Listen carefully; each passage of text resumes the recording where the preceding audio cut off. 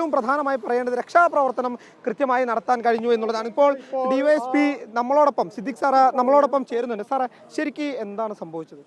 ഇവിടെ നല്ല ഇറക്കാണ്, അതുകൂടാതെ വളവാണ്. ഇപ്പോൾ ബസ് വന്ന സമയത്ത് ഓവർടേക്ക് ചെയ്യാൻ വേറൊരു വാഹനത്തിന് ഓവർടേക്ക് ചെയ്യാൻ വേണ്ടി നിന്നു എന്നാണ് മനസ്സിലാക്കുന്നത്. അങ്ങനെയാണെങ്കിൽ ആ സൈഡിൽ ഡിവൈഡറിൽ തട്ടുള്ളൂ. ഇപ്പോൾ അവിടെ ആ ബനിയിട്ട് ആൾ നിൽക്കുന്ന അവിടെ ഡിവൈഡറിൽ തട്ടിയിട്ടുണ്ട്. ആ സ്പീഡ് കാരണം ശക്തമായിട്ട് ഇങ്ങോട്ട് വന്നതായിരിക്കാനാണ് സാധ്യത. നമ്മളിത് ആളുകളില്ലാത്ത സ്ഥലമായതുകൊണ്ട് നമ്മളുടെ ഒരു പ്രിസംഷനാണ്. സാർ, അത് ഈ അമിത വേഗത്തിലായിരുന്നു. ഡിവൈഎസ്പി സിദ്ദിഖ് സാറാണ് ഇപ്പോൾ നമ്മളോട് സംസാരിക്കുന്നത്. സാർ, ഇത് ബസ് അമിത വേഗത്തിലായിരുന്നു എന്ന് പറയുന്നുണ്ടല്ലോ. ബസ് അമിത വേഗത്തിലാവാൻ സാധ്യതയുണ്ട്. ഇവിടെ ഒന്നാമത് പ്രദേശവാസികളൊന്നും ഇല്ലാത്ത സ്ഥലമാണ്. മാത്രമല്ല എല്ലാവർക്കും അപകടം സംഭവിച്ചു. അപ്പോൾ ബസ് എന്തായാലും അമിത വേഗത്തിലാവാൻ സാധ്യത. നമ്മൾ ഒന്നാമത് ഇവിടെ ഇറക്കാണ്, പിന്നെ നല്ല വളവുണ്ട്.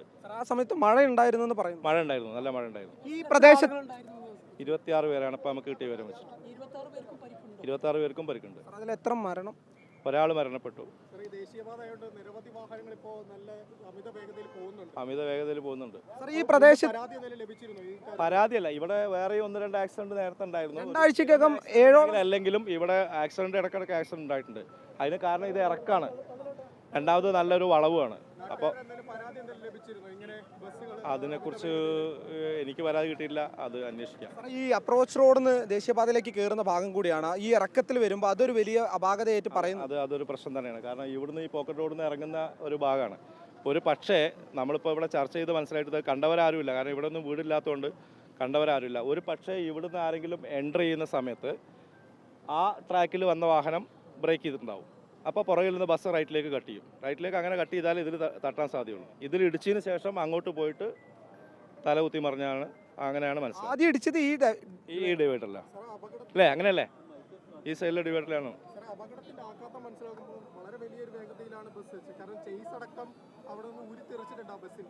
വേഗത ഉണ്ടാവാൻ സാധ്യതയുണ്ട്. നമ്മൾ ഇപ്പോൾ അതിനെക്കുറിച്ചിട്ട് കൃത്യമായിട്ട് വേഗത ഉണ്ടായിരുന്നു എന്നുള്ളത് നമുക്ക് പരിപൂർണമായിട്ട് പറയാൻ സാധിക്കില്ലെങ്കിലും ഒരു അത്യാവശ്യം വേഗത ഇല്ലെങ്കിൽ ഇങ്ങനെ സംഭവിക്കില്ല.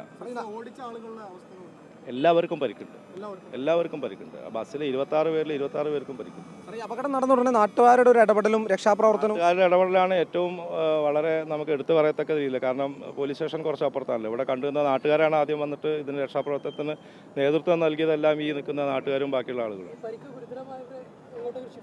നമ്മൾ ഇവിടുത്തെ 4 ഹോസ്പിറ്റലും പിന്നെ കോട്ടക്കൽ മിംസ് ഹോസ്പിറ്റലായിട്ടാണ് ആളുകളുള്ളത്. ഏതൊക്കെ ആശുപത്രികളാണ്? ഇവിടെ നമുക്ക് 4 ആശുപത്രി ഉണ്ട്, പിന്നെ താലൂക്ക് ആശുപത്രി ഉണ്ട്, അതുകൂടാതെ കോട്ടക്കൽ മിംസ് ആശുപത്രി ഉണ്ട്. മരിച്ച ആൾ പന്തീരാങ്കാവ് പോലീസ് സ്റ്റേഷൻ ലിമിറ്റിലെ പിന്നെ കോഴിക്കോട് പെരുവയൽ സ്വദേശിയാണെന്നുള്ളതാണ് കിട്ടിയ വിവരം. അത് തന്നെയാണ് പേരുണ്ട്, അത് അവിടെ എഴുതി വെച്ചിട്ടുണ്ട്. പേര് എൻ്റെ കയ്യിലില്ല.